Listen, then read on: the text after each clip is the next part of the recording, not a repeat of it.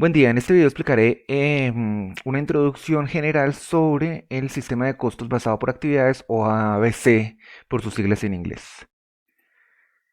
Em, este sistema de costos surge básicamente porque empezamos a tener problemas con la tasa predeterminada, con las tasas predeterminadas que usamos para la asignación del costo indirecto de fabricación.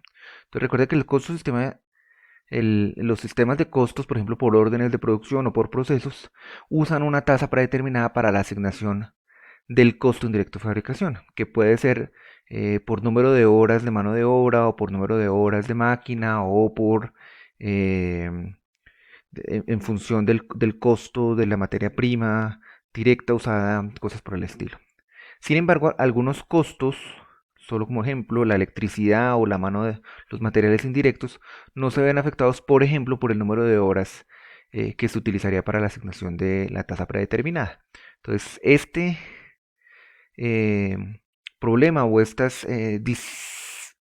diferencias que pueden existir entre algunos generadores de costo, eh,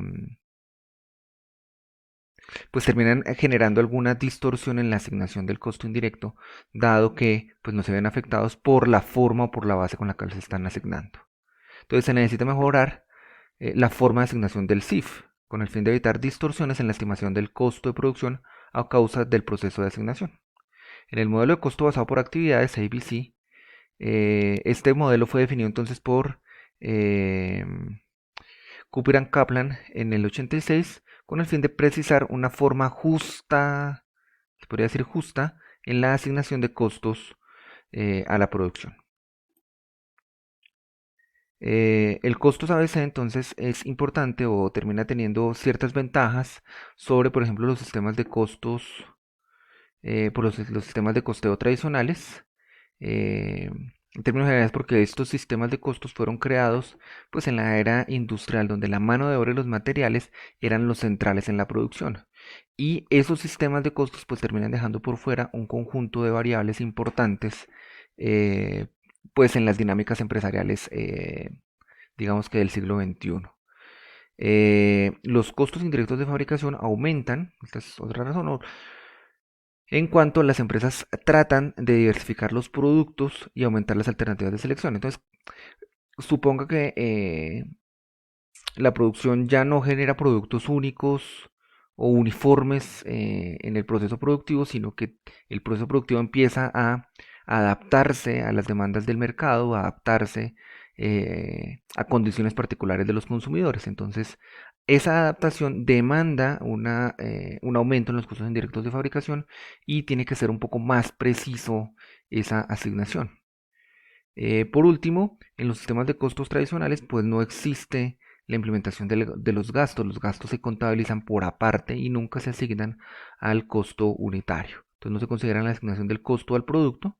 En el crecimiento de la empresa, áreas, por ejemplo, existen áreas como la ingeniería, como compras o el desarrollo de investigación que no son visibles o que no son asignadas al costo unitario, dado que se consideran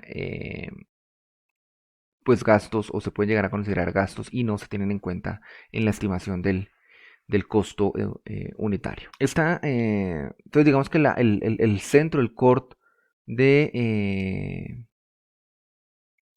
el core de el costo ABC está en la asignación del CIF. Entonces lo que terminamos diciendo es, hay empresas donde el costo indirecto de fabricación termina siendo más importante que la materia prima o que la mano de obra. Por ejemplo, eh, en empresas de prestación de servicios. Entonces, en la prestación de servicios no existe materia prima y al no existir materia prima,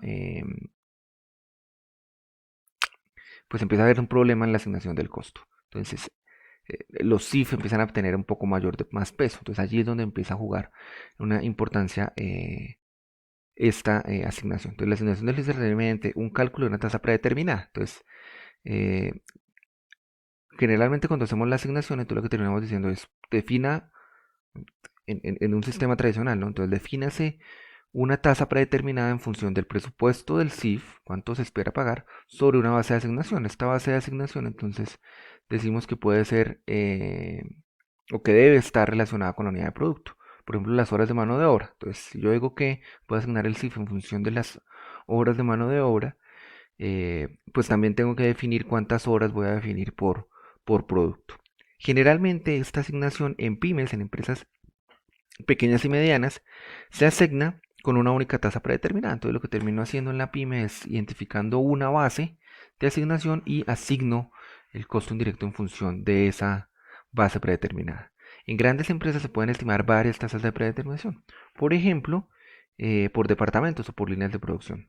Siempre bastan estar en función del volumen de producción y allí empezamos a tener ciertas dificultades cuando hay actividades o hay departamentos de la empresa o hay funciones dentro del proceso o actividades dentro del proceso que no es tan claro y no es tan directa la asignación por unidad de producto.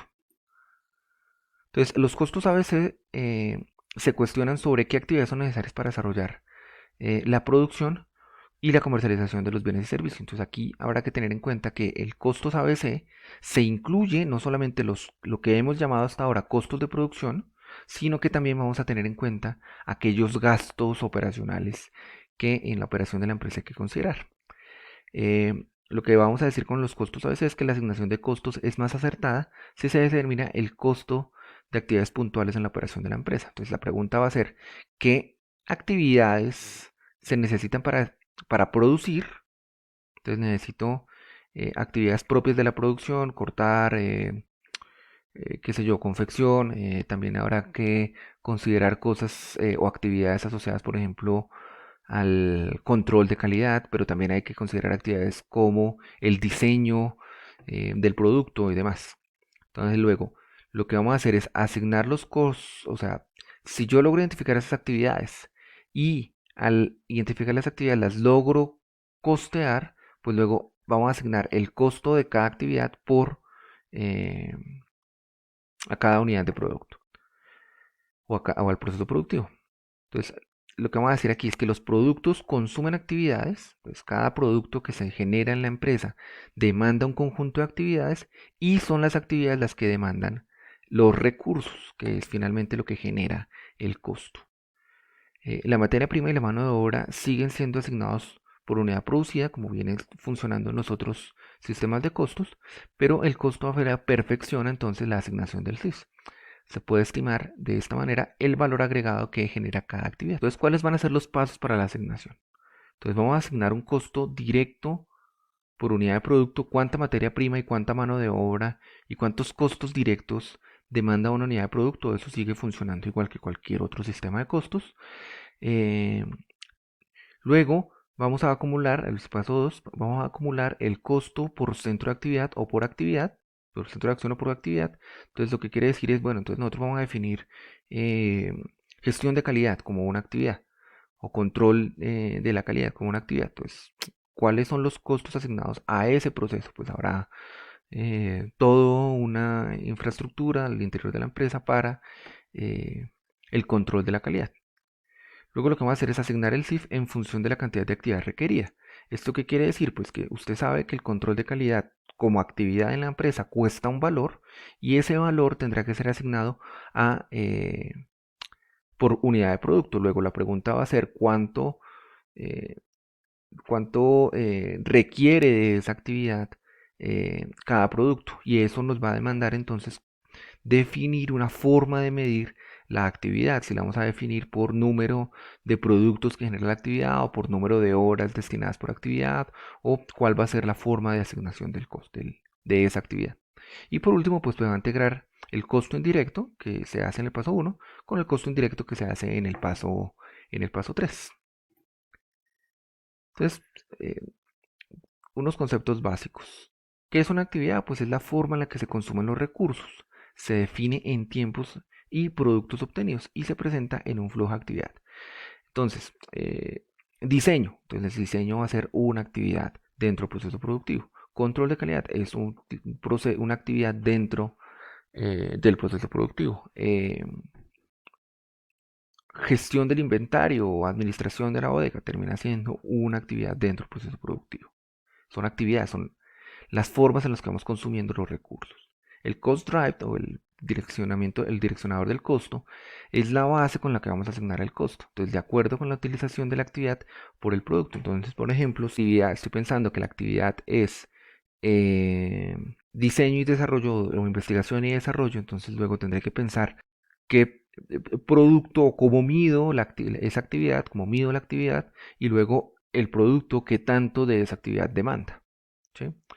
Eh, entonces, si la actividad diseño e investigación y desarrollo demanda eh, 1.000 millones de pesos es el costo de la actividad, luego eso lo puedo medir, por ejemplo, en horas.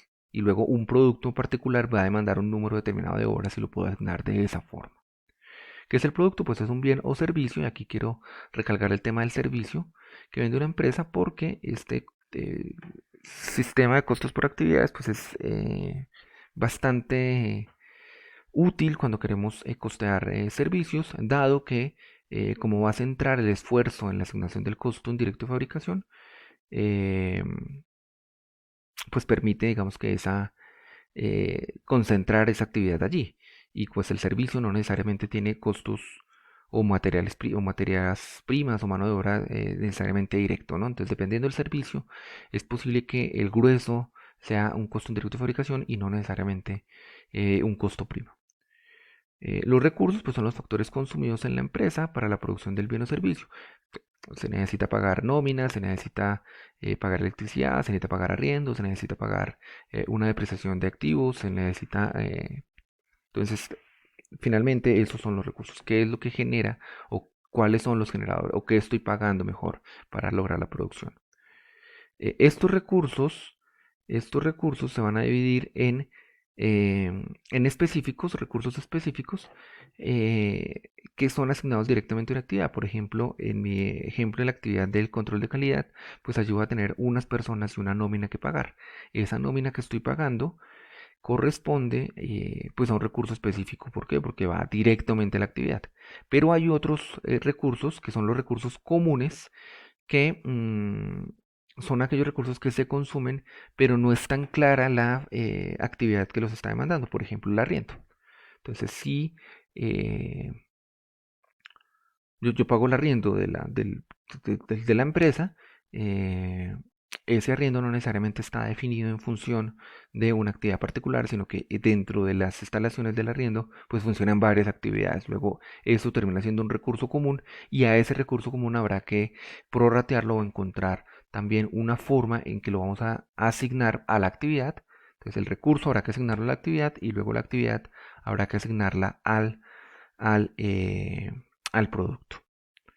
Con esto terminamos esta introducción al sistema de costos basado por actividades y pues la conceptualización básica. Por lo pronto, muchas gracias, nos veremos en la próxima.